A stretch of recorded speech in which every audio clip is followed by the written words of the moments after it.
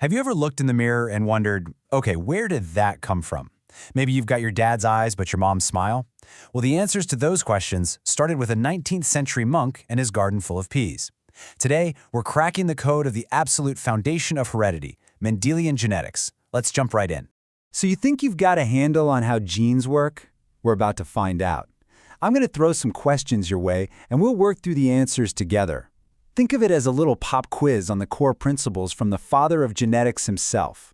Ready to see what you've got? First things first, we've got to talk about the man who started it all, Gregor Mendel.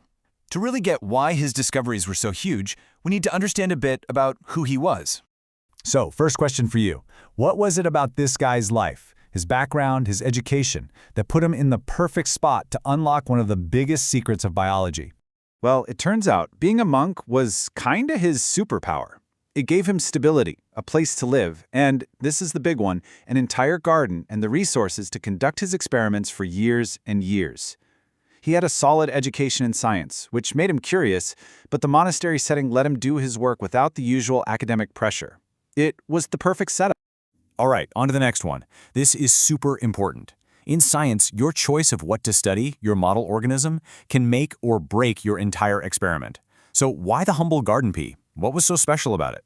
And here's where his genius really shines through. He picked an organism with super clear either-or traits. The plants were either tall or short. The peas were either green or yellow. No confusing middle ground. Plus, he could control their pollination, and they grew fast, so he could study multiple generations and get a ton of data relatively quickly. Now check out this timeline. This part of the story is pretty wild. Mendel publishes his revolutionary work in 1866, and basically crickets. Nobody gets it. His work was so far ahead of its time that it was pretty much ignored for over 30 years. It wasn't until 1900 that the rest of the scientific world finally caught on. So now that we've got the backstory, let's get to the main event, the actual laws of inheritance that he figured out. This is the core of his legacy. Okay, time for the next question. Let's talk about his first major principle. Before Mendel, a lot of people thought traits just kind of blended together, like mixing paint, but he showed that's not what happens at all. So what is his law of segregation? Basically, this law says that for any given trait, you get one version of a gene, what we call an allele, from each parent. And these two alleles don't merge, they stay separate. When you make your own reproductive cells, only one of those two copies goes into each cell. This is why a trait can seem to skip a generation and pop up later. It was hiding. All right, so if law number one is about how a single trait gets passed down, what about his second law? This one is all about how different traits get passed down together. How does this law fuel the incredible genetic variety we see all around us? This one is like the great genetic shuffle. It means that the gene for, say, pea color gets sorted separately from the gene for plant height. They're independent. Just because you inherit one trait from a parent doesn't mean you have to inherit another one. This mixing and matching is a huge reason why there's so much diversity in life. Now you'll hear these two terms a lot when people talk about Mendel, monohybrid and dihybrid crosses. They might sound a little technical, but the idea is actually pretty simple. So what's the difference between them? Yeah, it's really just mono for one and di for two. A monohybrid cross is when you're just tracking a single trait, like flower color.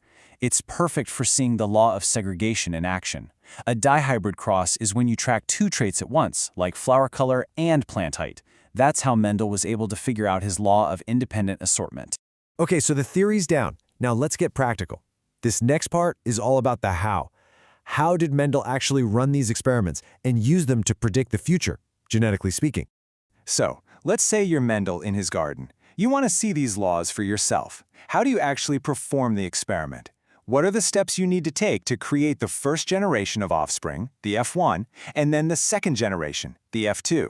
It's really a classic two-step process. First, you start with two true breeding parents, one that's all dominant for two traits and one that's all recessive.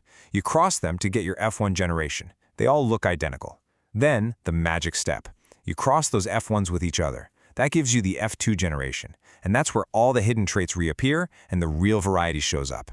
And when you look at all those grandkids in the F2 generation, a beautiful, predictable pattern emerges. It's probably the most famous ratio in all of biology. Do you know what it is?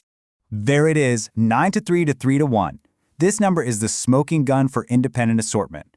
It means that for every 16 offspring, on average, you can expect to see 9 showing both dominant traits, 3 showing the first dominant and second recessive, 3 showing the opposite, and just 1 showing both recessive traits. It works like clockwork.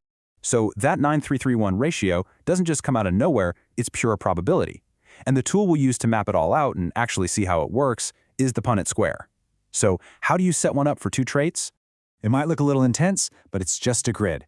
You figure out all the possible genetic combinations for the gametes, the sperm and egg, from one parent and list them across the top. Then you do the same for the other parent down the side. For a dihybrid cross, it's a 4x4 grid. Then you just fill in the boxes, and voila, you have a map of every single possible genetic outcome for the offspring.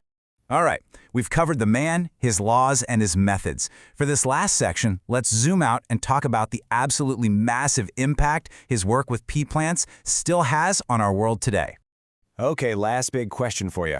Why are we still talking about this? It was 150 years ago with peas. How do his simple laws connect to the crazy, complex world of DNA sequencing, CRISPR, and modern genetic medicine? Put simply, Mendel's laws are the foundation that everything else is built on. You can't understand genetic diseases without them. You can't breed better crops to feed the planet without them. You can't even really study evolution without them. His work isn't just a piece of history. It's the fundamental language that all of modern genetics speaks. And that brings us to our final thought. Mendel kicked off a revolution by just being incredibly observant about something totally ordinary in his backyard. It really makes you wonder, doesn't it? What's the garden pea of our time? What future world-changing breakthrough is hiding right under our noses, just waiting for someone to pay close enough attention? Thanks for putting your genetics knowledge to the test with me today.